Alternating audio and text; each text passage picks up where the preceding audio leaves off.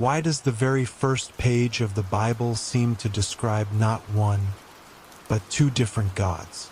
Why does it begin with Elohim, but then suddenly switch to Yahweh?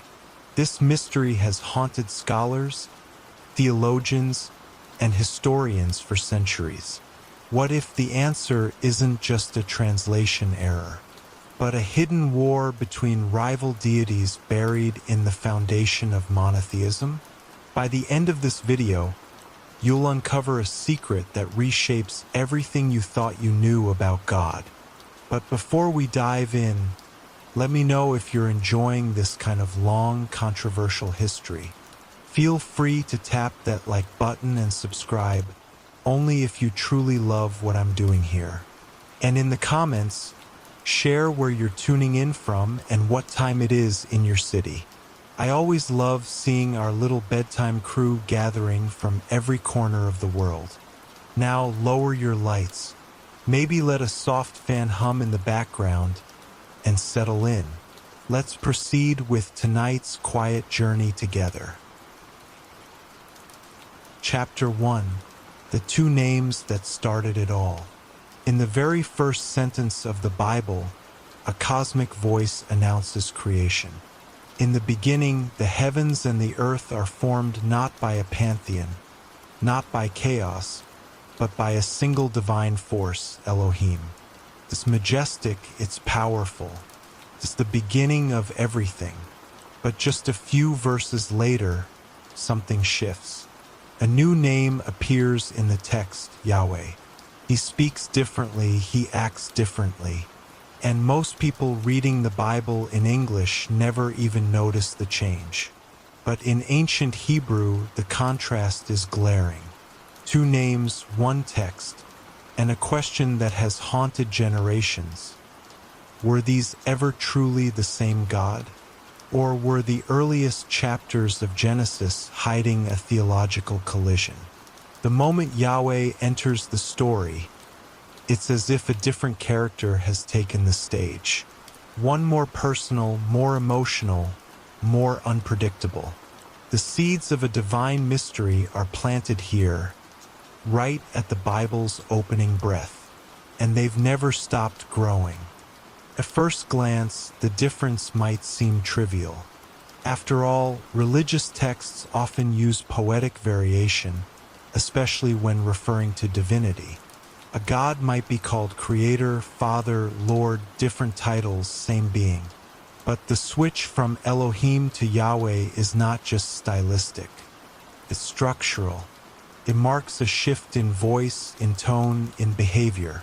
The Elohim of Genesis 1 is distant and commanding. He speaks the universe into being with effortless power.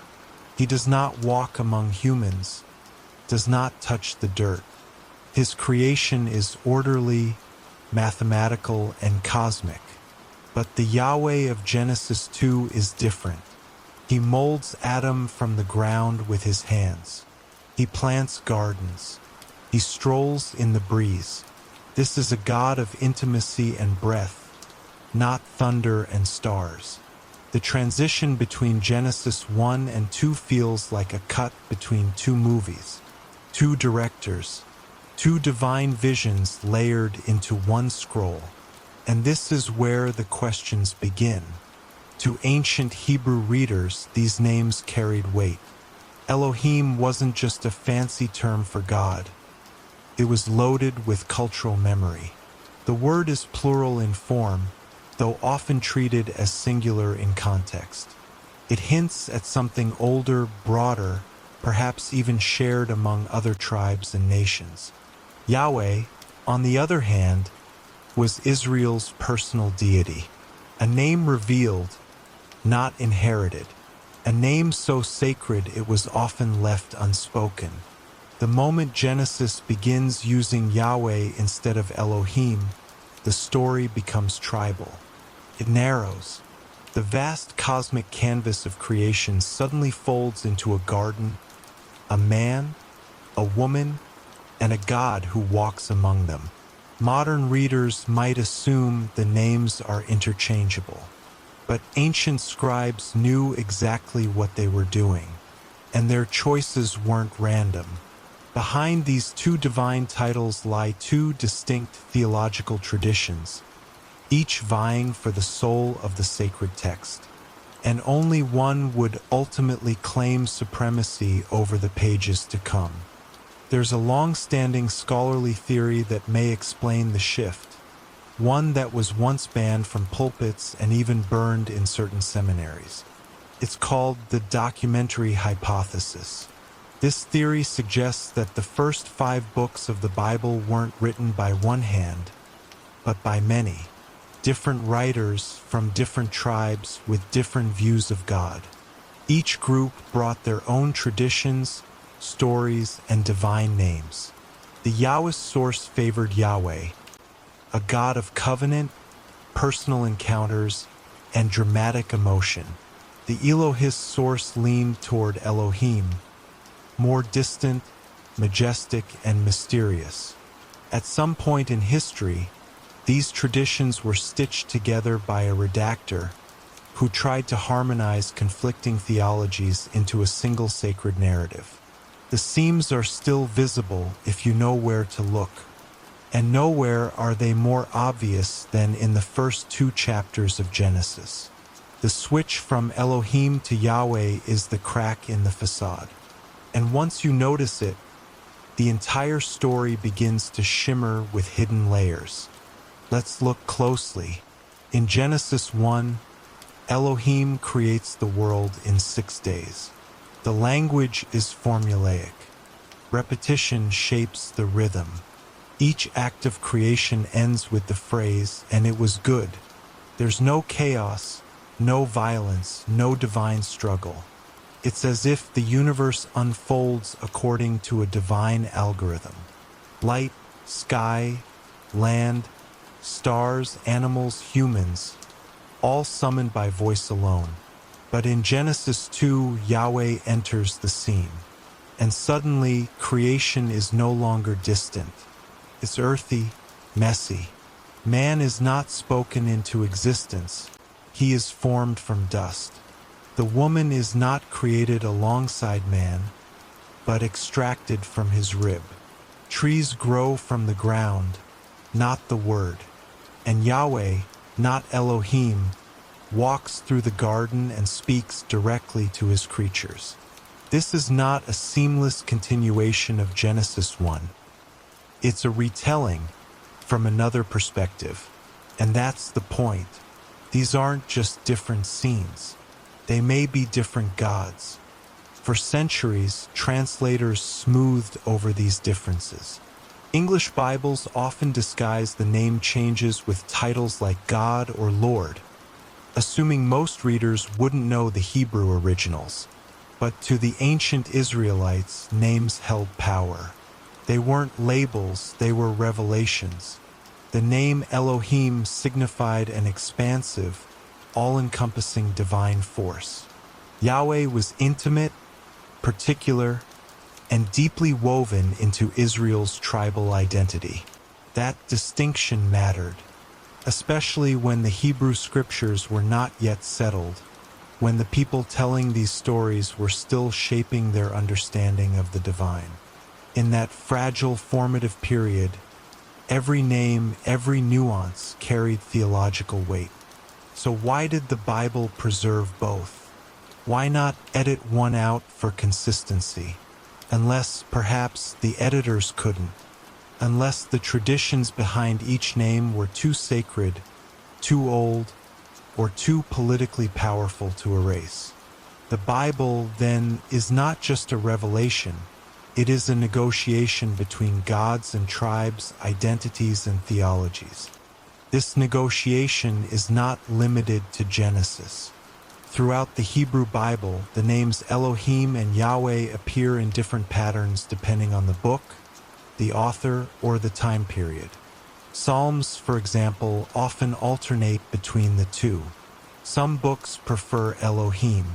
Others use Yahweh almost exclusively. This inconsistency isn't random. It's a fingerprint. It marks the presence of multiple sources, multiple traditions. And when these names shift within the same narrative, it suggests more than poetic variety. It hints at deeper tensions, competing views of who God is, how he behaves, and what he demands. In Genesis 1, Elohim creates with order. In Genesis 2, Yahweh builds with breath.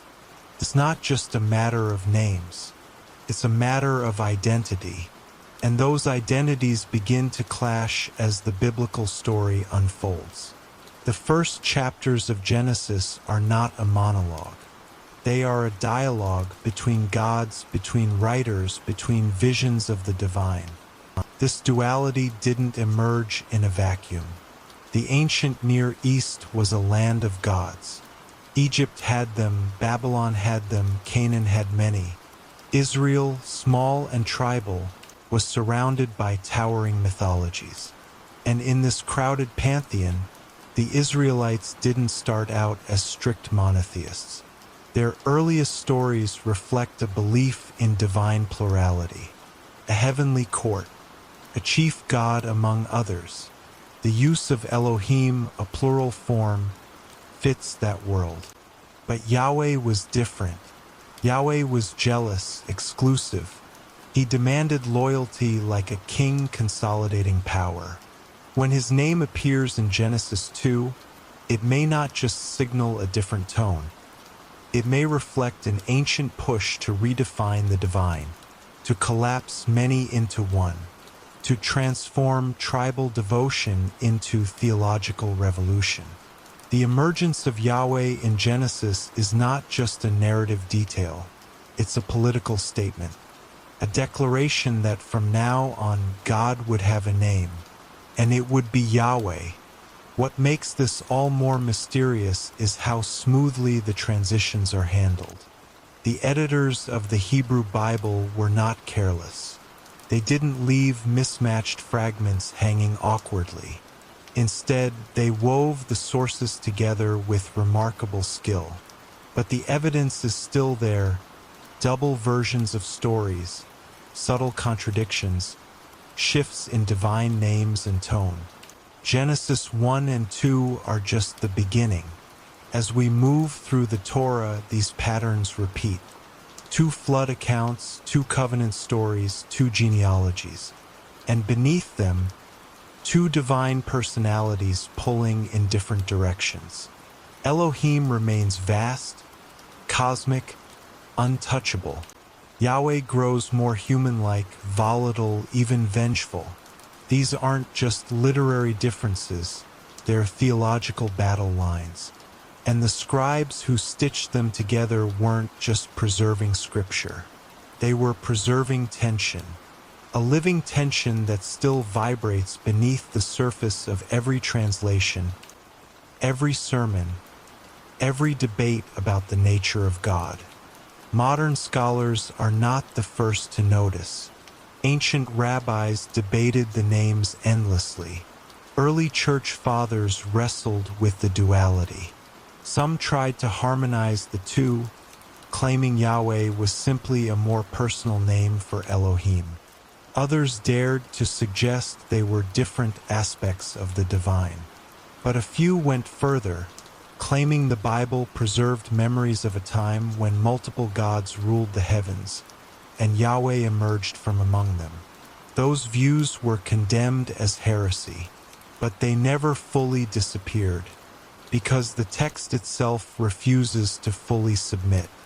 The presence of both names in the Bible's very first pages is a crack in the foundation, a clue that something more complex lies beneath, a reminder that before monotheism stood tall, it rose from a land of rival gods, rival stories, and rival truths. And that story, buried in Genesis, still waits to be uncovered. So what does it all mean? Are Elohim and Yahweh 2 names for the same God, or 2 gods who once competed for dominion over Israel's theology? The answer isn't simple. It never was. What we've uncovered in Genesis is not just a linguistic oddity, but a doorway, a whisper from the ancient past, revealing that even the most sacred stories were born in conflict, that the God we know today might be the result of a long-forgotten merger, a union forged not in heaven, but in scrolls, stories, and political necessity. The rest of this journey will take us deeper into that forgotten world. We'll trace Elohim to his earliest roots in a cosmic council. We'll follow Yahweh through deserts and battles, and we'll watch as two divine names become one. But for now, the stage is set. The curtain has lifted, and the mystery of Genesis has only just begun. Chapter 2: Elohim, the many gods behind the one. Long before Genesis was ever written, long before the Hebrew language was even born, ancient civilizations carved their gods into clay and stone. Towering deities ruled the skies and the seas, and in the heart of the ancient Near East, one God stood above the rest, El.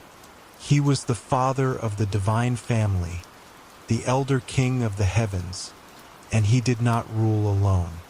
He sat at the head of a divine council, a heavenly court of lesser gods who obeyed his will and governed the cosmos under his command. These myths did not belong to Israel. They came from Ugarit, Canaan, and Sumer civilizations older than the Bible. Yet when the word Elohim appears in Genesis, it echoes those very traditions. Because Elohim is not just a name, it is a clue, a word that hints at a divine plurality long forgotten, a memory, perhaps, of a time when God was not alone, but one among many thrones in the sky. The word Elohim is grammatically plural. In Hebrew, it means gods, not God. Yet in Genesis 1, it behaves like a singular entity. Elohim creates, Elohim speaks, Elohim sees. It's a grammatical paradox, a plural word used as a singular force. This peculiar usage has puzzled scholars for centuries.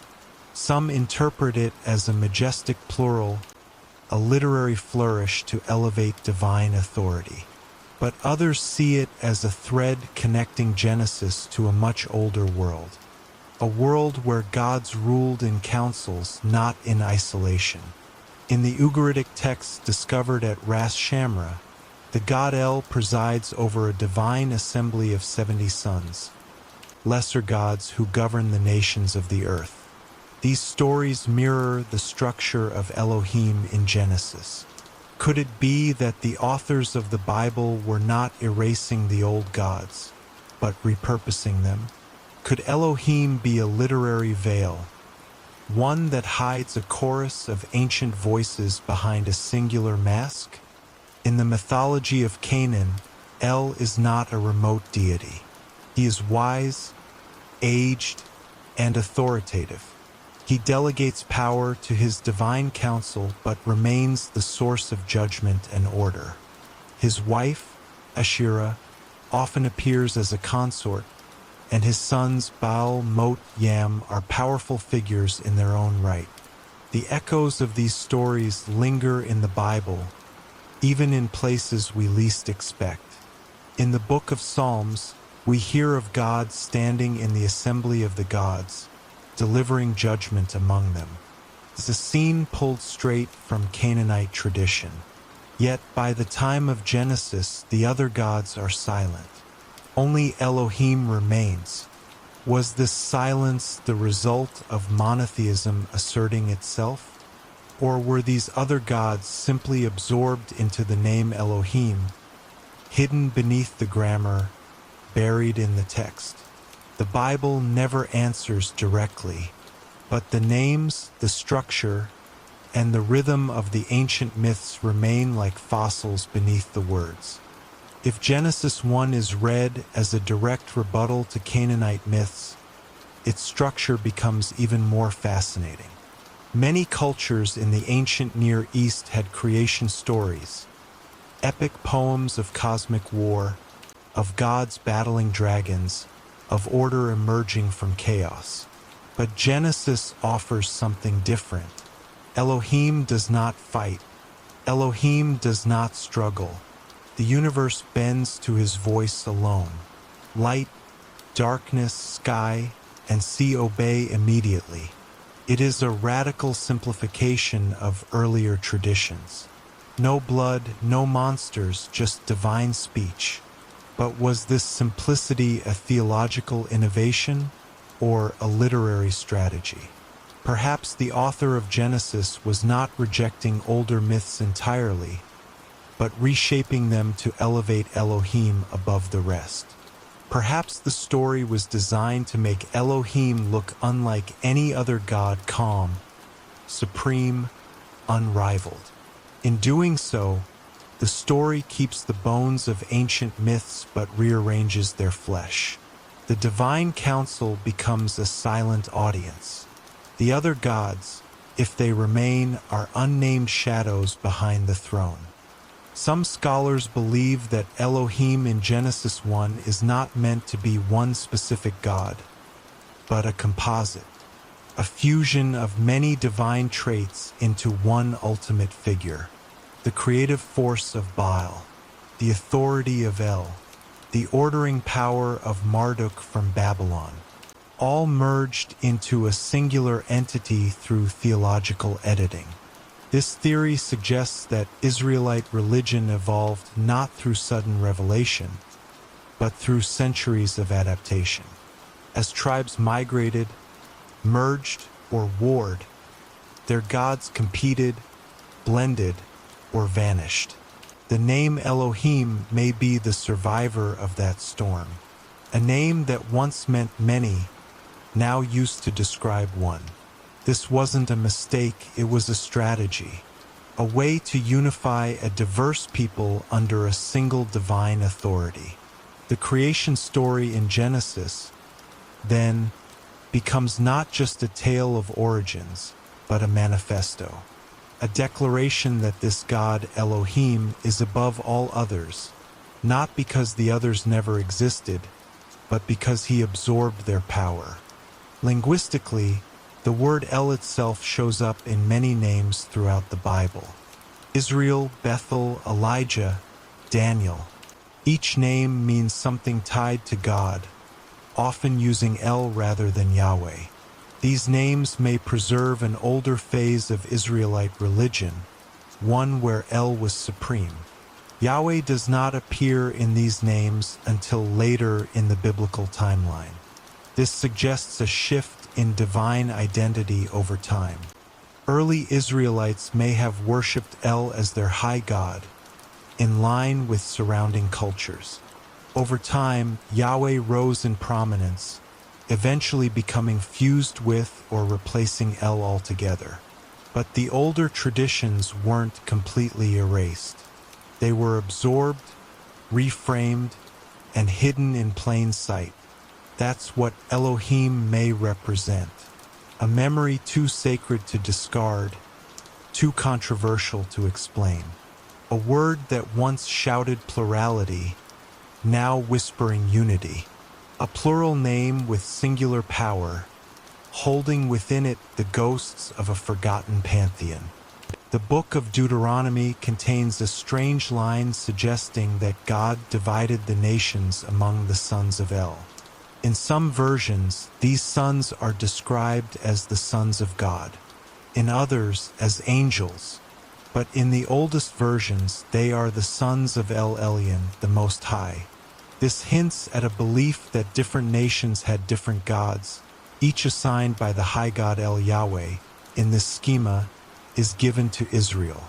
This idea supports the theory that early Israelite religion was henotheistic, not denying the existence of other gods, but insisting that only one, Yahweh, was worthy of worship. This worldview left room for Elohim to refer to a divine council. But over time, theological evolution tightened the narrative. The gods became angels. The council became metaphor. The divine plurality faded, and Elohim became one. but traces of that old order still remain. Lines that seem out of place, verses that feel like echoes from a time when God was not alone. Even in the Ten Commandments, the presence of other gods is not outright denied. Instead, Israel is commanded not to worship them. Yahweh demands loyalty, not philosophical monotheism.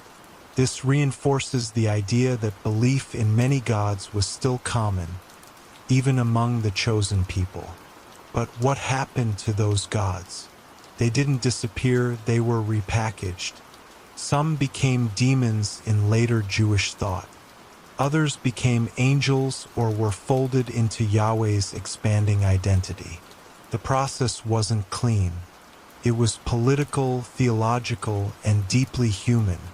Elohim may have once referred to this collective, now hidden behind divine singularity. The scribes who wrote Genesis were not just writing history.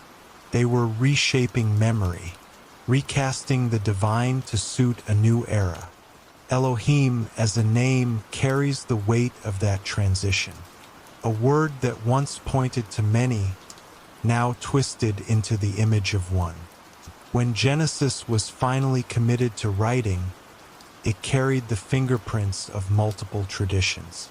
The priestly authors favored Elohim. They wrote in patterns, symmetry, and divine hierarchy. They were interested in structure, in liturgy, in cosmic design. Their Elohim was orderly and distant, not because they invented him, but because that image suited their vision of the divine. Other authors favored Yahweh. They told stories of walking with God, wrestling with him, hearing his voice in the desert. Their God was close and dangerous. The fusion of these voices is what we call the Bible. But underneath the fusion lies friction. And nowhere is that more obvious than in the use of divine names. Elohim stands at the crossroads of this tension. A name carrying layers of cultural memory, religious reform, and theological compromise. When we speak of Elohim, we are not just invoking a god. We are invoking a history of gods, many of whom were sacrificed in the name of unity. Modern readers rarely see this tension because the translations have flattened it. The names are blurred, the distinctions erased. Most English Bibles use Lord or God interchangeably, unaware of what's been lost in the process. But in the original Hebrew, the names are still there. Elohim, El Elyon, Yahweh, Adonai.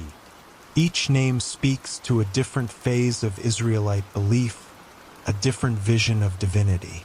Elohim, in particular, holds the earliest echoes, the memory of a time before monotheism was absolute, before the divine council fell silent, before God had only one name. Understanding Elohim is not just a matter of linguistics. It is a journey into the bones of theology. It is a recognition that the God of Genesis did not emerge in a vacuum. He rose from a battlefield of beliefs, crowned not by default, but by design. The story of Elohim is the story of how one became all. So what began as a simple word in Genesis, Elohim, turns out to be a portal to an older world. A world of divine councils, competing gods, and cosmic debates. A world where El ruled the skies, and Yahweh had yet to ascend. Elohim is the mask that allowed a nation to carry its plural past into a singular future. It was a theological sleight of hand, hiding many faces behind one. But the mask is fragile. If we look closely, we see the seams. We see the council. We see the echoes of gods whose names were forgotten. Elohim is not just the beginning of the Bible's story. It is the last whisper of an age before the one God ruled alone. And in the next chapter, we will follow the rise of that one. the God with a name, the God who walked in fire, spoke from the mountain, and claimed Israel as his own. The God who would be known not as Elohim, but as Yahweh. Chapter 3, Yahweh, the tribal warrior who rose to power. Long before Yahweh became the name spoken from temples and whispered in prayers, he was a lesser-known God. Not of the sky like El, not of fertility like Baal. Yahweh's origins are not found in Genesis 1, or even among the stars of ancient Mesopotamia. His earliest traces lead us into the barren wilderness of Edom and Midian, rugged lands far south of Canaan. Here, among nomadic tribes and mountain-dwelling clans, Yahweh's name appears carved on stones, etched into fragments of forgotten shrines. He was not yet the universal creator. He was something else, fierce, local, a storm god perhaps, a deity of fire and smoke, a protector of warriors, moving with thunder across the ridgelines. His name was not yet sacred. It was shouted in battle and invoked in fear. This was Yahweh before the scrolls, before the priests, before the crown of monotheism. A tribal force with sharp edges, waiting to rise from the dust of forgotten hills. Yahweh's first appearance in historical records is not found in Hebrew scripture, but in Egyptian texts. A reference to a land called Shesu of YHW, a tribal region associated with nomads. These Shesu were desert dwellers, unbound by kingdoms or walls. They moved with herds, lived with dust in their mouths, and built no temples. But they carried a name that would echo into eternity, Yahweh. This reference places him not in the temples of Jerusalem, but in the highlands and dry valleys of the southern deserts. He was not born in the cities. He was born in the wilderness. And wilderness gods do not whisper. They roar. He was invoked during storms when lightning split the sky. When thunder cracked, some believed it was Yahweh riding the clouds. The image of a stormbringer, wild, divine, and dangerous, begins here. Yahweh was not gentle. He was not distant. He came with fire, and that fire would one day consume every other god before him. The Bible itself hints at Yahweh's origins, not in the polished language of Genesis, but in the raw, mythic echoes found in poetry and song. It speaks of him coming from the south, from Seir and Teman, regions tied to Edom and Midian. In these passages, Yahweh is described as a god marching from the desert, wrapped in storms with fire before him. This isn't the God who calmly speaks the world into being. This is a warrior God, a God of eruption. These aren't creation verses. They're conquest verses, and that matters, because it shows that Yahweh was not always imagined as the creator of all. He began as something smaller, more tribal, more visceral, a divine protector for those who lived at the edge of civilization.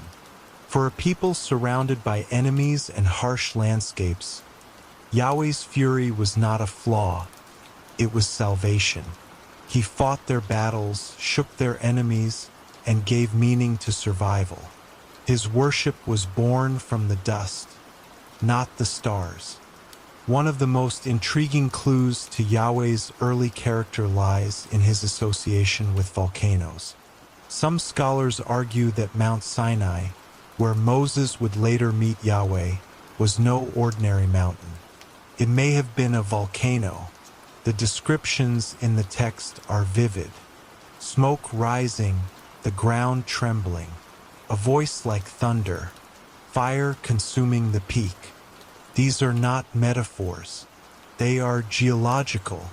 They suggest that Yahweh was once tied to a sacred mountain, a place where the earth cracked open and the heavens roared. This imagery aligns with other storm gods of the ancient world, like Baal or Hadad, who were also linked to lightning and thunder. But Yahweh was different. He wasn't tied to rain or harvest. He didn't promise fertility. He promised dominance.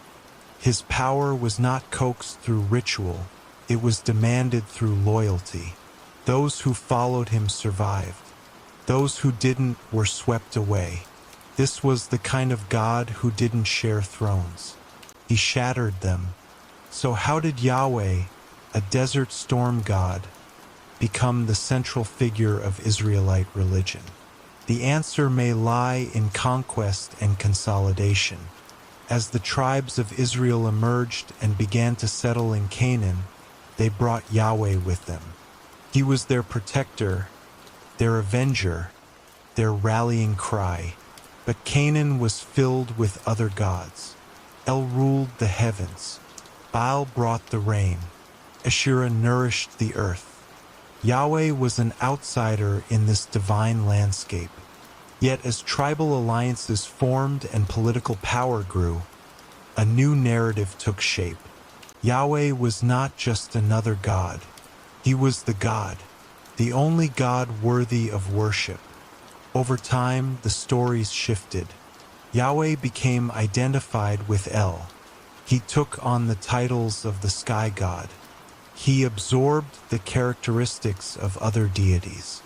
And through careful theological editing, Yahweh was no longer just a storm god from the desert. He became the creator, the judge, the eternal.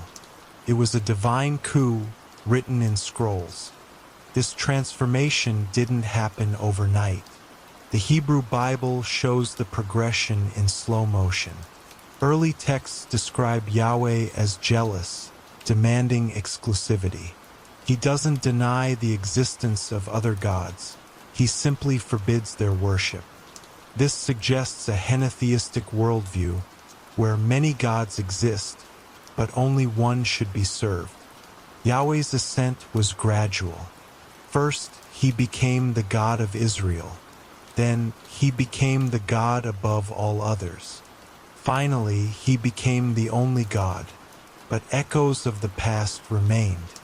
In the earliest verses of Deuteronomy, he is assigned to Israel by the Most High, suggesting a time when divine authority was divided among many. Yet Yahweh rose above that division. Through war, exile, and reform, he became more than a god. He became the God. And as he rose, the other names, El Elohim, were not discarded, but folded into him. The process was not erasure. It was absorption, a divine identity expanding like a storm cloud across the skies. One story that marks Yahweh's rise is the tale of Moses. Found in the book of Exodus, it is Yahweh's defining moment, the revelation of his name. But this story is layered. When Moses first speaks to the deity, the God identifies himself as the God of Abraham, Isaac, and Jacob. But he also says something startling, that the patriarchs did not know him by his true name. This moment hints at theological evolution. The God of Genesis, called El Shaddai or Elohim, is now revealing a new identity, Yahweh. This isn't just a narrative twist. It's a shift in divine authority. A new name means a new phase in religious development. Yahweh isn't just acting through Moses, he's claiming the past, rewriting it, retroactively installing himself as the God who was always there, even if unnamed. This is the moment Yahweh moves from tribal protector to national deity, from whisper in the desert to voice of the law, from fire on a mountain to foundation of a nation. It's no coincidence that Yahweh's rise coincided with political consolidation. As the tribes of Israel moved from scattered clans to a unified kingdom under Saul, David, and Solomon, religious unity became a tool of statecraft. A nation cannot rally behind many gods. It needs one name, one law, one sanctuary. Yahweh was the perfect candidate. He had already proven himself in battle stories. He had survived exile and conquest. Now he was elevated as the God of the capital. The temple in Jerusalem became his throne. Priests declared his supremacy. Scribes rewrote history in his image. This was not deception, it was strategy. A divine identity forged through necessity. Yahweh was not just worshipped. He was institutionalized, canonized, rebranded.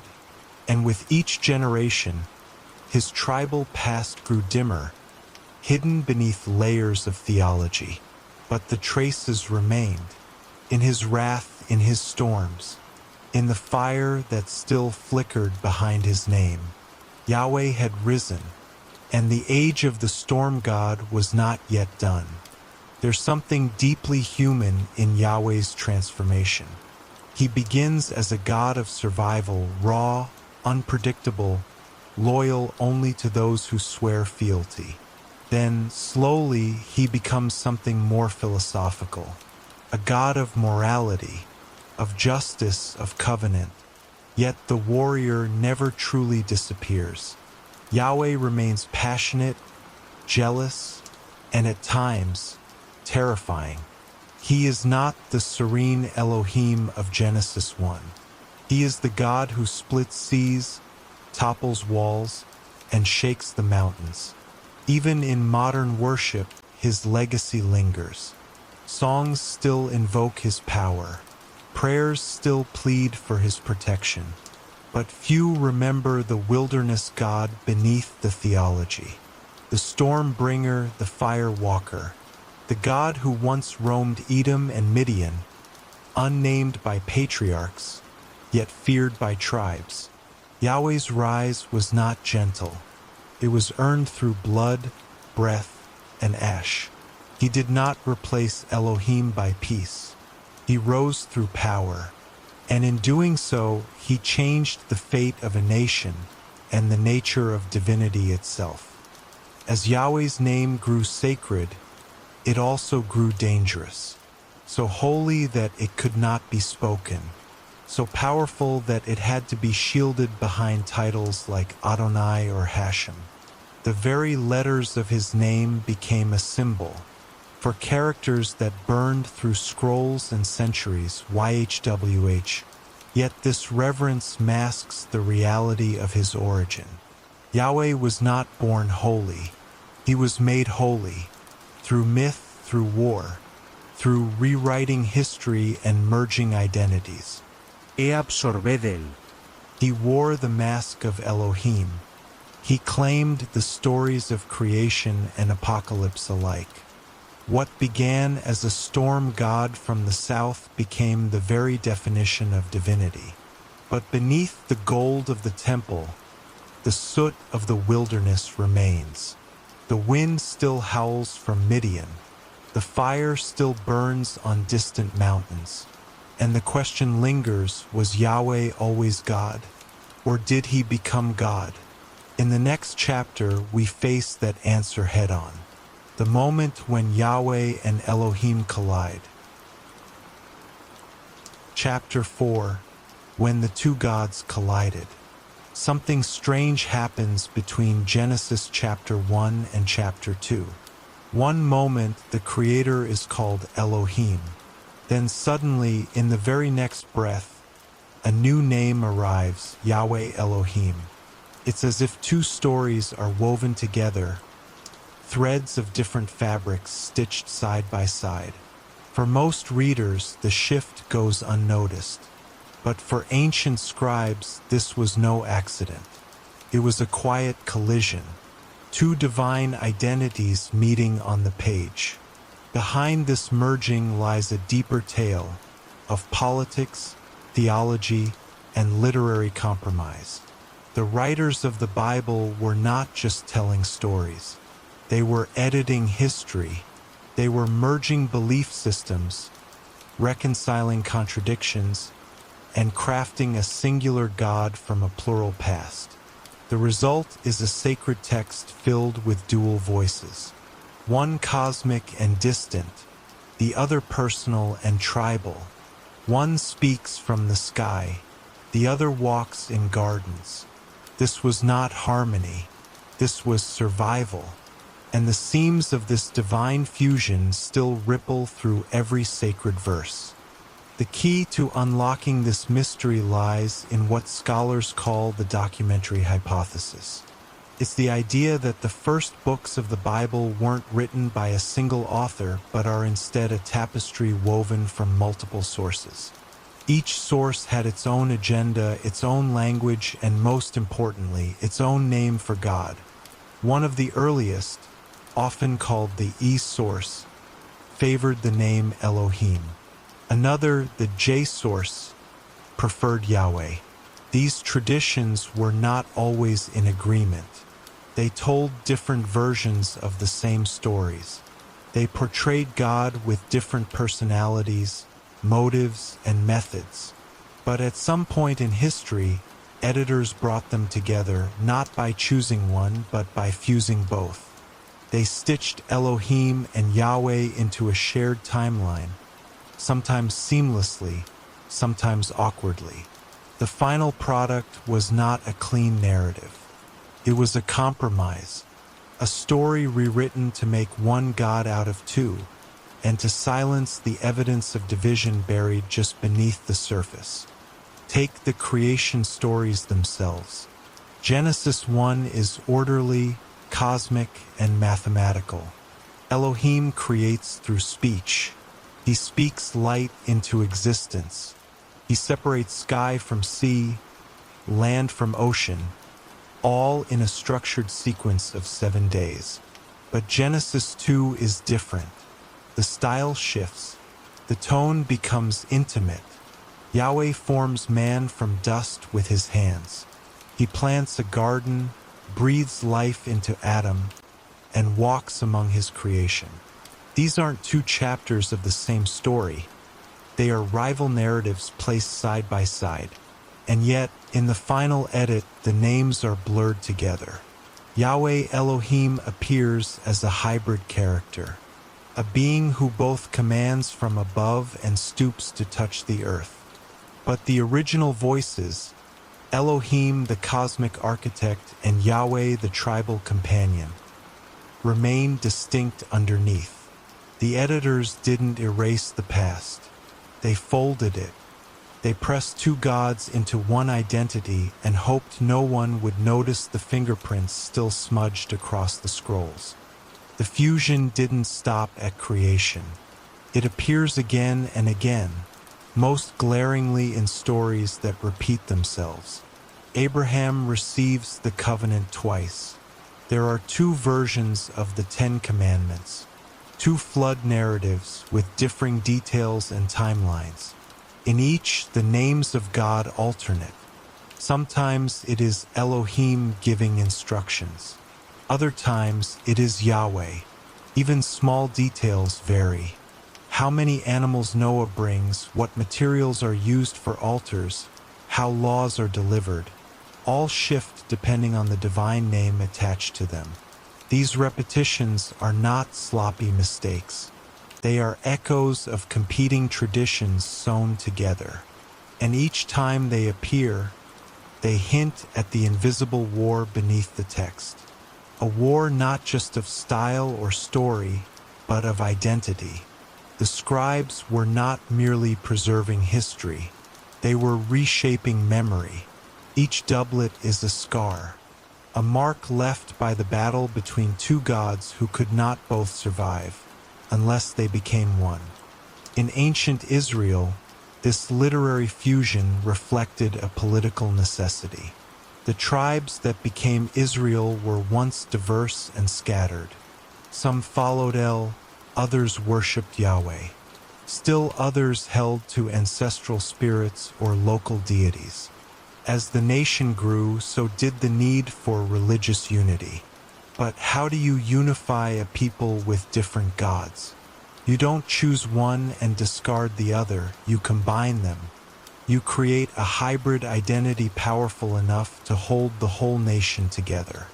Yahweh becomes the face, Elohim becomes the foundation, and through clever storytelling, the old gods are hidden within the new one.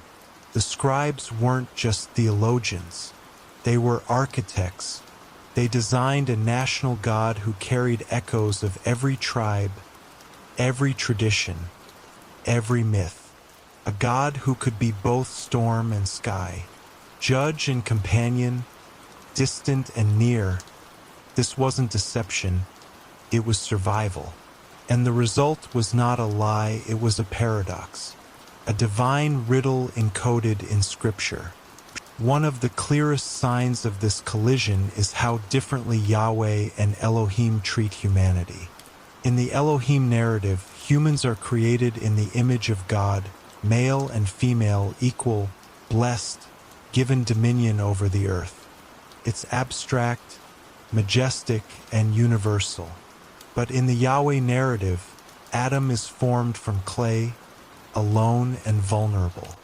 Eve is created from his side. The setting is not cosmic but localized, a garden. The relationship is personal, filled with tests, warnings, and consequences. These are not two sides of the same God. These are two different gods with different visions of what it means to be human. One creates through word, the other through touch. One gives blessing, the other gives commands. And yet, the Bible merges them into a single tale. It's a literary sleight of hand, a divine identity constructed not through consistency, but through contrast. The God we read about is not a monolith. He is a mosaic. This theological blending wasn't always smooth. Later prophets and poets had to wrestle with the contradictions left behind. Why does God sometimes demand blood and other times offer mercy? Why does he speak through thunder and then whisper in dreams? Why does he walk in gardens, but also dwell in inaccessible light? These inconsistencies aren't flaws. They're the aftershocks of a collision. Yahweh and Elohim were not just names. They were archetypes, and as they were fused, their traits had to be explained, reinterpreted, or softened. The result was a complex, sometimes conflicting portrayal of the divine. A God who could not be boxed in, who wore multiple faces because he was born from multiple sources. The scribes did not erase the confusion, they embraced it, because in that confusion they found a kind of power, a way to make God both intimate and terrifying, both sovereign and near. In merging the gods, they created something bigger than either alone. This fusion also influenced the structure of law and worship. In priestly texts, God demands purity, sacrifice, and ritual. The focus is order, rules for holiness, steps for atonement. These reflect the Elohim tradition, structured, distant, precise. But in other parts of Scripture, Yahweh is deeply involved in moral choices. He gets angry, he forgives. He tests individuals directly. These stories reflect a more human, emotional deity. Both images exist side by side. Both are called by the same name, but they stem from different roots. When the laws of Leviticus meet the fiery dialogues of the prophets, the reader is caught in a theological tug-of-war. It's not a contradiction, it's a convergence, a centuries-long process of aligning Elohim's divine order with Yahweh's raw passion. The result is a religion built on tension, a faith that thrives not on certainty, but on sacred paradox. This wasn't unique to Israel. Ancient cultures across the Near East blended gods during periods of conquest or reform. In Egypt, Ammonius and Ra became Ammonius Ra. In Mesopotamia, Marduk absorbed traits from dozens of local deities. These fusions weren't acts of heresy, they were strategies for survival. When empires grew, their gods had to grow too. Yahweh's fusion with Elohim follows this same pattern. It reflects a moment when Israel was transforming from a tribal confederation into a centralized nation. A single temple, a single scroll, a single God. But unity came at a price. The clarity of individual traditions was sacrificed for the complexity of collective identity. Elohim, once plural, became singular. Yahweh, once tribal, became cosmic. The old gods were not destroyed, they were disguised. The battle ended not in victory, but in merger. And that merger changed everything. Even in today's Bible, the remnants of this collision are visible. When translators render both Elohim and Yahweh as simply God or Lord, they flatten a rich, turbulent history. They smooth over the tension, disguise the fractures, and present a seamless divinity that never truly existed in the original texts. But the cracks are still there for those who know how to look. In the shifting names, in the doubled stories, in the differing divine behaviors. Each clue points back to a moment of theological crisis when two gods could no longer be kept apart. Not because of divine will, but because of human need. The scribes didn't hide the collision. They inscribed it. And in doing so, they left us with a God who is both a mirror and a mystery. A deity shaped by hands reaching across centuries, trying to hold together a truth too vast for any one name. The fusion of Yahweh and Elohim wasn't just a merging of names. It was the creation of an entirely new kind of deity, a God who could be both king and father, judge and savior, cosmic and personal. This new God became the foundation of Judaism and later Christianity and Islam. But his origins were anything but unified. He was born from conflict, from compromise, from scribes wrestling with the impossible task of making sense out of centuries of belief. They didn't erase the contradictions, they encoded them. And in doing so, they gave birth to one of history's most enduring mysteries. Who is the God of Genesis? Is he Elohim the Creator, Yahweh the storm, or something else entirely? In the next chapter, we will look deeper into the text itself, following the clues left by the redactors. Because the war between the gods may be over, but the evidence still speaks. Chapter 5: The Hidden War in the Text. Something strange lingers just beneath the surface of the Torah. If you read slowly, carefully, a pattern emerges. Stories repeat, details shift, names change. The flood happens twice. One version has 7 pairs of animals, another just 1 pair.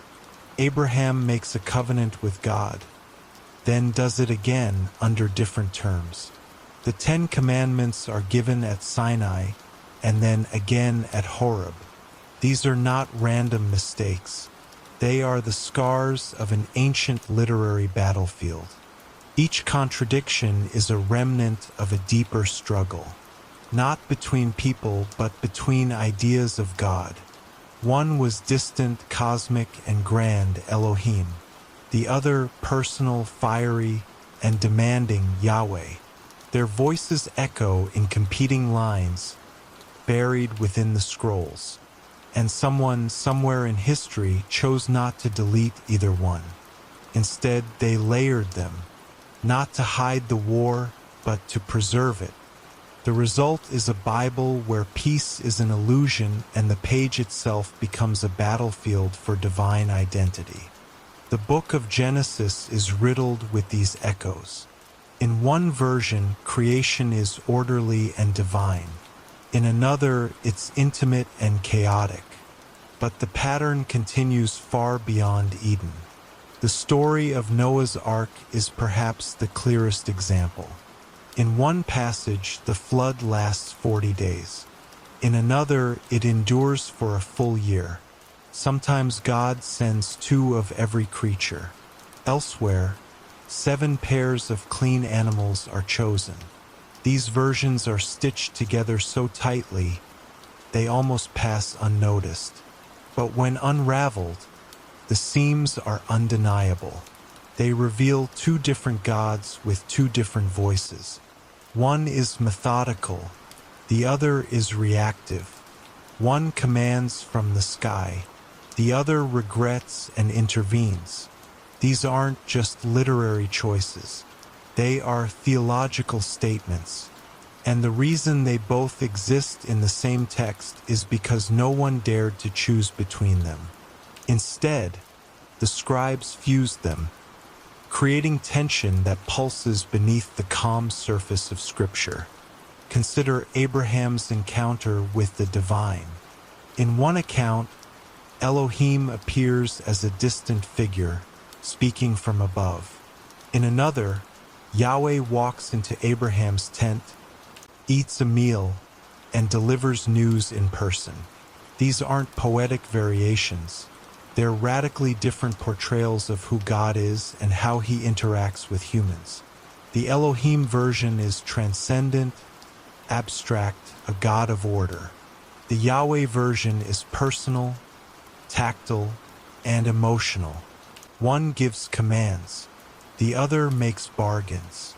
When both versions are preserved, the result is a contradiction only visible to those who look beyond the translation. Why do these contradictions exist? Because both traditions were too sacred to delete. The scribes were not writing mythology, they were preserving history. And history is messy. It does not always agree with itself. Behind each doubled story is a duel, a clash of visions for who this God truly was. And though the scribes could not resolve it, they recorded it. The war is still there, hidden in plain sight. Even the 10 Commandments reveal this silent battle. In one version, they are spoken by Yahweh amidst fire and thunder. In another, Elohim delivers them through Moses. And even their content shifts subtly between retellings. Why would such foundational laws be recorded twice, with different framing and emphasis? The answer lies not in law, but in legacy. Each version reflects the voice of a different God. One demands obedience with a storm, the other offers structure through reason. One frightens, the other guides. These are not merely theological styles, they're competing ideologies, and both needed to survive. So the editors of the Torah did what many ancient cultures did. They combined the incompatible. They didn't pick a side. They didn't flatten the tension. They kept it all. And that decision, more than any prophecy or miracle, shaped what Judaism, and later Christianity and Islam, would become. The law wasn't just divine, it was dual, and that duality still hides within every sacred stone tablet. The shift in tone is also revealing. Sometimes God is warm, forgiving, even regretful. Other times, he is ruthless, demanding total devotion and punishing entire cities without warning. One moment he walks with people. The next, he becomes a pillar of fire. These aren't character developments. They are the fingerprints of 2 gods overlapping in one narrative. Yahweh, the tribal warrior, was volatile and immediate. Elohim, the cosmic creator, was patient and distant. Their personalities were merged, but the blend was never perfect. The result is a God who is not consistent, but conflicted. A divine character who reflects centuries of debate, revision, and reconciliation. What modern readers experience as complexity is really the echo of a silent editorial war.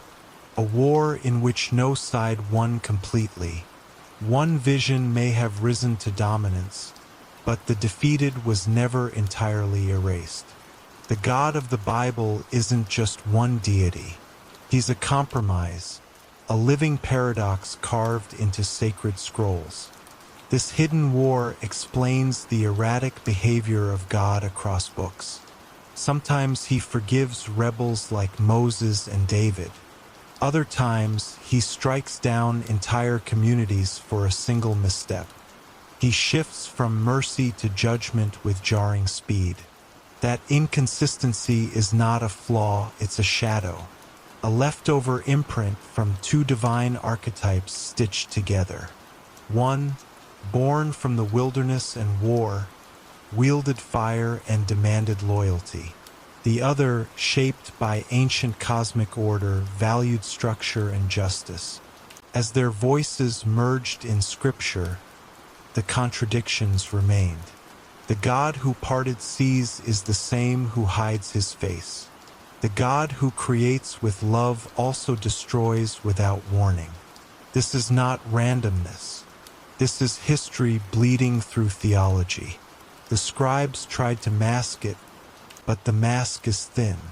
When you read the Bible not as a book, but as a battlefield, everything begins to make sense. The God within it is many, and he is still at war with himself. This struggle isn't limited to Genesis or Exodus. It continues into the histories, the Psalms, and the prophets. One God demands blood sacrifice. Another says he desires mercy, not offerings. One claims vengeance belongs to him alone. Another urges peace and reconciliation. These aren't mere shifts in religious mood. They are signs of evolution, of reformation and revolt. Prophets didn't just speak for God. They redefined him. They took sides in an ancient war of divine character. Some elevated Yahweh's justice. Others returned to Elohim's majesty. Even within the same scroll, the tone can twist without warning. The book of Isaiah, for example, is part wrath and part poetry, part sword and part lullaby. These are not contradictions. They are confessions. The writers didn't know just one God. They inherited a fractured divinity, and they didn't smooth out the edges. They let them cut, because sometimes truth is sharper than doctrine. And this truth, that there was once more than one God, never stopped bleeding. Modern translations often soften this battle. They render both Elohim and Yahweh as a generic God or Lord, flattening their differences. But the Hebrew does not lie. The names shift, the tones shift, the roles shift. The war is still there, encoded between the lines. And if you follow the pattern, if you trace every repeated story, every abrupt tonal turn, you begin to see the original struggle unfold. It's not just a conflict of names. It's a theological civil war. One God is becoming two, then two are becoming one. But the wounds of that merger never fully healed. Every miracle story, every divine judgment, every whispered prayer carries the echo of that process. Readers today inherit the product of that fusion, rarely realizing how many divine voices were silenced to create a single canon. Yet they are not fully gone. They whisper through contradiction. They sing through parallel passages. And they still wait to be heard by those who dare to ask why God changes. This hidden war affects more than theology. It shaped how people saw the world. If God was cosmic and orderly, then creation was trustworthy. If God was volatile and tribal, then survival demanded obedience. These competing visions influenced laws, ethics, and rituals. Did the people serve a God of peace or war, of distance or intimacy, of law or mystery? The answer, it seems, was yes to all, because the God in the text reflects the tension within the nation that wrote him. A people torn between past and future, between unity and diversity. The scribes didn't resolve the tension. They embraced it, and their decision ensured that every generation would wrestle with it again. The hidden war in the text is also a war within the reader. Challenges certainty, it shatters simplicity. And in doing so, it invites something rare, honest faith. Not in a perfect God, but in a God forged through struggle, a God with a history. And here's the twist, the war might not have ended. Even today, religious communities still debate which version of God to follow. Is he wrathful or loving? Exclusive or inclusive, demanding or forgiving? These aren't new questions. They are ancient ones, embedded in the earliest scriptures. The war between Yahweh and Elohim may have begun in the desert, but its consequences reach into every sermon, every liturgy, every whispered plea in moments of fear. The fusion was never complete. The contradiction never resolved. The sacred texts remain a battlefield where the God of fire and the God of order still contend for meaning. And as we turn the pages of Genesis, Exodus, and beyond, we are not reading a resolved theology. We are witnessing a divine identity still being born. In the next chapter, we will see how this war was buried under the banner of monotheism, and how one name, Yahweh, survived by erasing the very God it once stood beside. Chapter 6: The Rise of Monotheism and the Erasure of Elohim. As the dust of centuries settled over Israel's history, something profound began to happen. The tribal God who once marched with warriors and thundered from mountaintops slowly transformed. Yahweh, once a regional deity with storm and war in his breath, started shedding those early traits. He became distant, eternal, omnipotent. But this transformation didn't happen in a vacuum. It happened because the world around Israel collapsed. Empires rose and fell. The temple burned. And in exile, the people reimagined their God, not as one of many, but as the only one. It was a theological revolution disguised as survival. In Babylon, surrounded by foreign gods, Yahweh could no longer afford to be just a local power. He had to become universal. And as Yahweh rose, something else quietly disappeared. Elohim, the ancient, plural divine presence, was folded into him, absorbed and obscured. Monotheism wasn't a clean beginning. It was a cover-up, a divine consolidation in which only one name was allowed to remain. Before the exile, Israel's religion was flexible. Gods were honored at high places, altars scattered across hills. Yahweh was one of several divine beings in a complex spiritual landscape. The text still whispered of other powers, the divine council, heavenly hosts, sons of gods. These were not metaphors. They were remnants of a time when the supernatural world was crowded. Elohim was part of that crowd, a title for the collective divine, rooted in older Canaanite beliefs.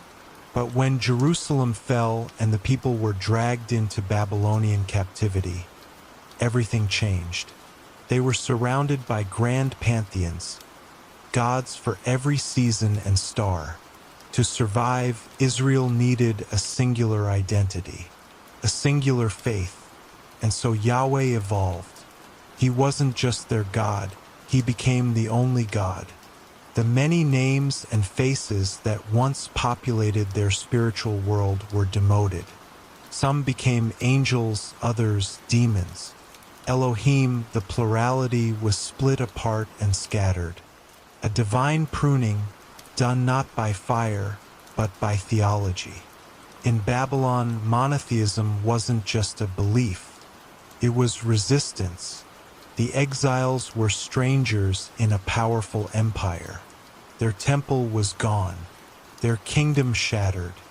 Their old gods, including Elohim, seemed silent. And so the prophets reimagined Yahweh, not as a defeated warrior, but as the architect of history itself. He didn't lose control. He allowed the exile. He didn't compete with other gods. He ruled above them. Slowly, the concept of divine rivals faded. The heavenly court still appeared in visions, but only as extensions of Yahweh's will.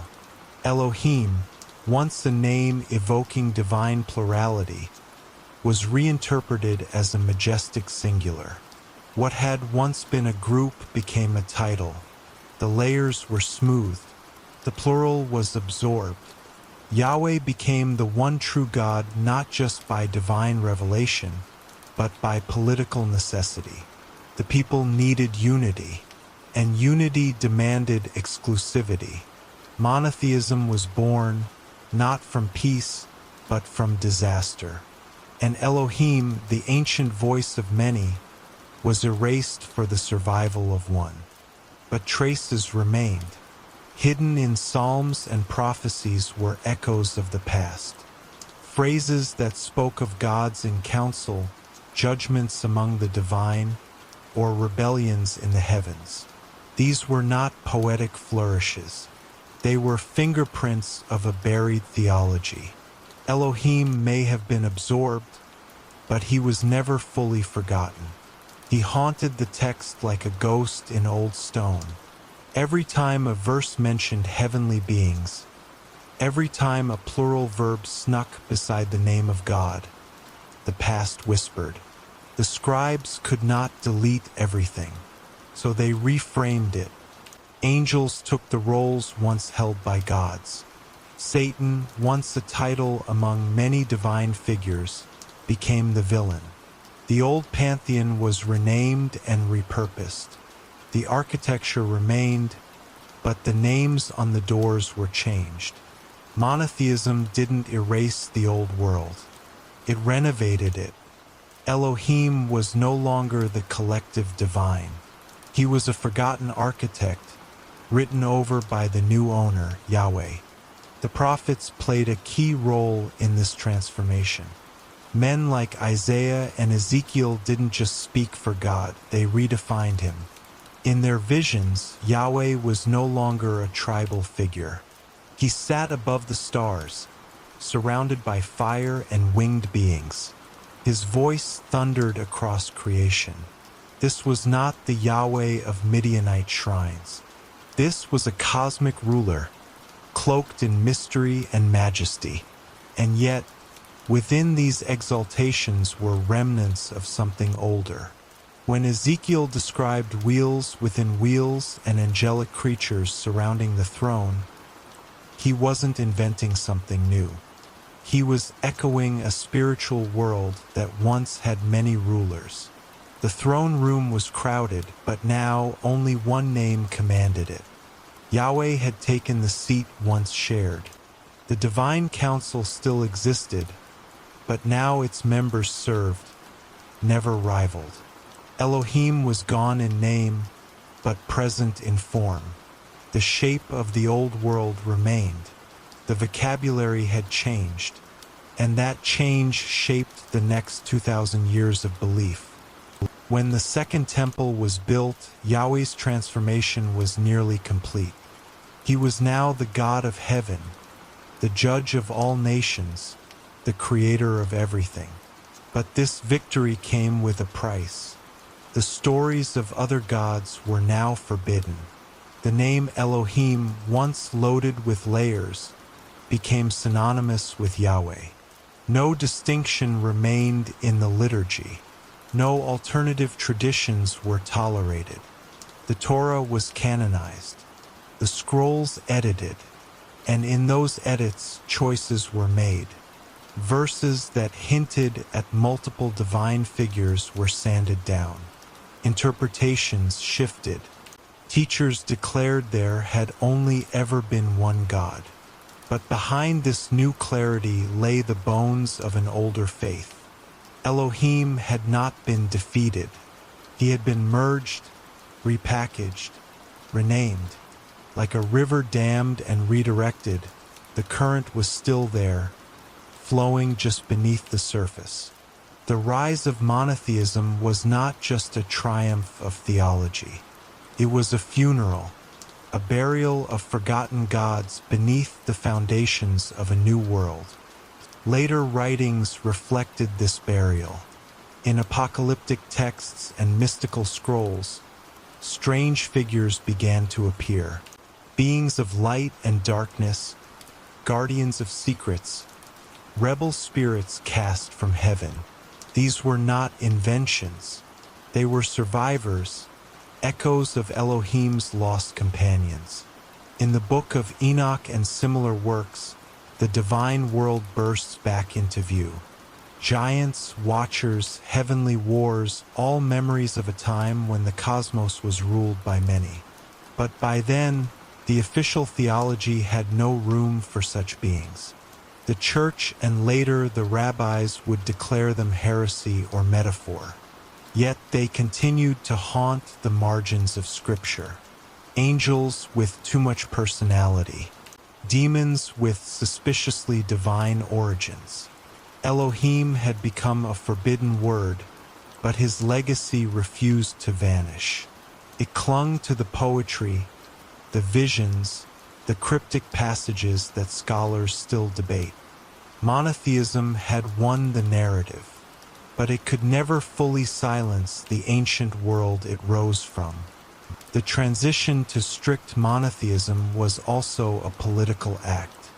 As Israel shifted from tribal confederation to centralized kingdom, and later to scattered exiles clinging to identity, theology became law.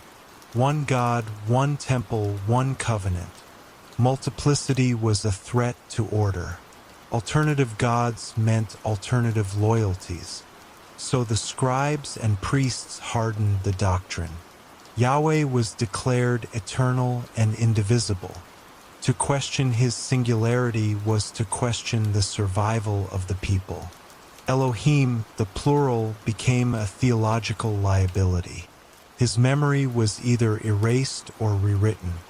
The gods of the past became villains or allegories, and the scribes made sure the new narrative flowed without gaps.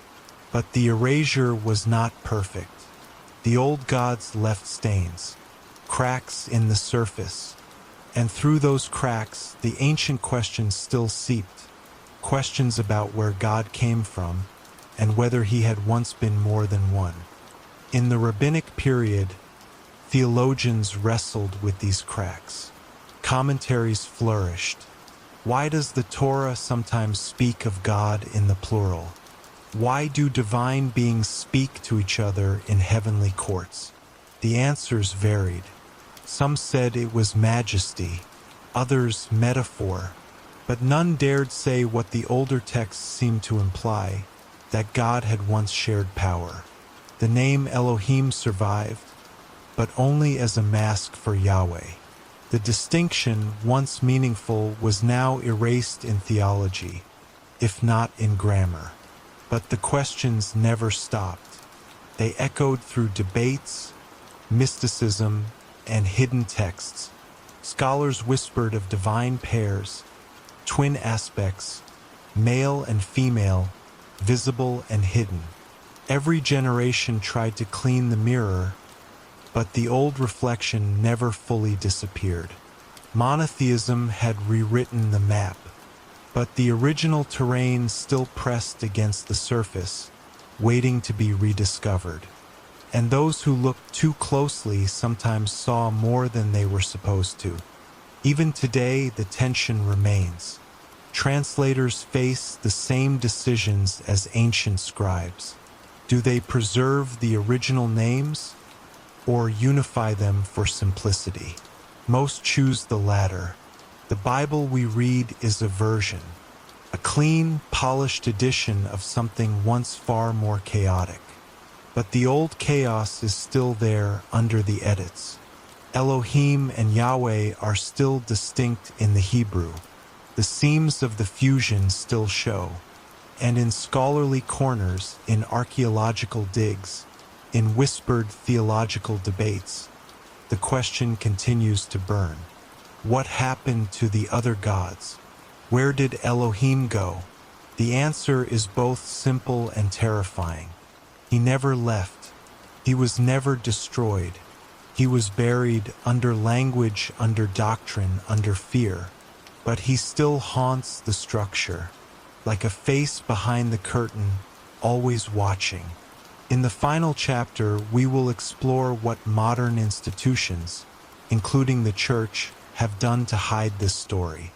Because some secrets are not just ancient, they are dangerous. Chapter 7. The secret the Vatican doesn't want you to ask. If the Bible's earliest chapters contain traces of two gods, why do most believers only hear about one? This final chapter enters the realm of silence, what has been removed, hidden, or quietly rebranded. The shift from Elohim to Yahweh wasn't just a theological evolution. It became a story of control. Across centuries, as churches rose and manuscripts were copied, someone had to decide how these names would be remembered. And someone decided they would not.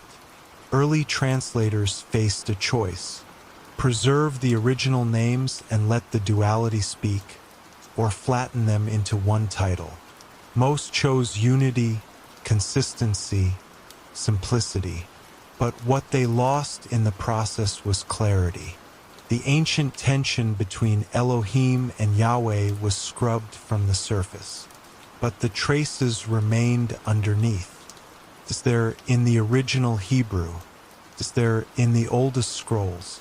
And yet, most readers never see it, because seeing it would mean asking dangerous questions. Questions that institutions built on divine authority cannot afford to answer. The early church inherited a messy library of texts, stories layered with contradictions and plural meanings. The Council of Nicaea and those that followed had more than theology to manage. They had an empire's soul to define. The Bible wasn't just a book of spiritual truths. It became a weapon of unity, law, and power. Any ambiguity in God's identity risked unraveling the entire fabric. So the old distinctions were erased. Translators removed the divine name Yahweh from most modern versions and replaced it with a generic title. In doing so, they disguised the ancient conflict. Elohim became interchangeable, Yahweh became invisible, and the faithful, reading with modern eyes, never knew there had been a debate. They saw one God, one name, one voice, but the original text tells a different story. The presence of two divine personas, one distant and cosmic, the other personal and fiery, is not a conspiracy theory. It's written in the very bones of Genesis. Modern Bibles reflect centuries of deliberate revision. Hebrew names were softened for Greek ears, then for Latin ones, and later for the kings and committees of Europe. Each translation smoothed over more inconsistencies. But beneath the surface, some versions still leave clues. The book of Genesis speaks in layers. When Elohim creates the world, he does so with a sweeping, ordered vision. But Yahweh enters like a storm, walking in the garden, breathing into dust, fashioning with hands. Two styles, two identities. Scholars have long noticed this, but the average believer never learns it. because unity is safer than truth. A divided divine image raises uncomfortable possibilities. Maybe the God of creation wasn't the same as the God of fire and law. Maybe the Bible is not a seamless divine message, but a stitched-together archive of rival views. And if that's true, then the authority of any single version starts to crack. That's a risk few institutions are willing to take. The Vatican holds one of the largest religious archives in the world. Hidden behind locked doors are texts that predate most modern interpretations. Scrolls, letters, rejected books, pieces of the puzzle that didn't make it into the final picture. Some of these writings offer alternative views of God. They speak of divine councils, multiple creators, and spiritual hierarchies that echo the old Elohim framework. These texts were not burned. They were shelved, forbidden but not destroyed. Why keep them at all? Because even those who seek to silence the past understand its power. The truth about the Bible's divine split was never fully buried. It was only hidden from public view. Scholars have occasionally been granted access, but their findings are rarely popularized. The Church, while guarding the archive, also protects the narrative. A narrative that hinges on singularity. Yahweh as the only God. Anything that disrupts that image risks unraveling not just theology, but trust, history, and centuries of belief. Beyond the Vatican, ancient Jewish texts also hint at the lost multiplicity. The Zohar, a mystical commentary, describes layered aspects of divinity. The Kabbalists speak of God in 10 forms, each reflecting a different part of reality. These are not polytheistic ramblings. They are the echoes of a time when the divine was understood to be plural by nature. The divine name Elohim was never meant to be a monolith. It was a chorus, a council, a divine family. And Yahweh, though powerful, was only one voice within it. But as monotheism crystallized, these ideas became too dangerous. They blurred lines. They suggested divine rivals. So they were pushed to the fringes, kept alive in mysticism, but stripped from mainstream teaching. What remained was a simplified God, easy to teach, easy to obey. But behind that version stood a forest of other truths, some hidden, some forbidden, and some still waiting to be rediscovered by those willing to look beyond the veil. Why does this matter? Because religion shapes identity. It shapes politics, morality, and power. The image of a single, almighty, unchallengeable God has justified empires, laws, and wars. But what if that image was built on a misunderstanding? What if the earliest texts point to a God whose identity was more complex, more shared than anyone was allowed to believe? That truth could reshape not only how we see the Bible, but how we see divine authority. If Yahweh was once just one among many, then perhaps divine right is a human invention. Perhaps the battle between Elohim and Yahweh wasn't just theological, it was political, a power struggle that echoes across time. And by hiding that struggle, institutions preserved not just faith, but control. This is why the Vatican doesn't want these questions asked. Not because they lack answers, but because the answers could collapse centuries of carefully guarded narrative. Once the divine split is seen, it cannot be unseen. Even modern theology, in its quiet corners, has begun to grapple with this. Scholars speak of the documentary hypothesis, which suggests multiple authors, each with their own version of God. The Yahwist, the Elohist, the priestly writer, the Deuteronomist. These were not nameless scribes. They were voices in a centuries-long debate. Their work was stitched into the Torah, not to unify, but to preserve competing visions. Over time, the seams were disguised, but the contradictions remained. Why are there two creation stories? Why does God seem to shift personalities between chapters? Why does he appear in human form, then vanish into cosmic silence? These are not accidents. They are signs of a long-forgotten dialogue. Elohim and Yahweh were not two names for the same being.